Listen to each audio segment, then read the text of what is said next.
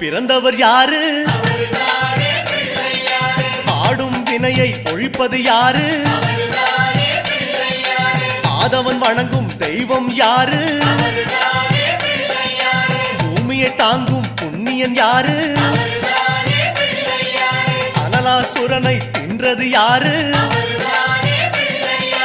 ஆணவம் நீக்கும் நாயகன் யாரு?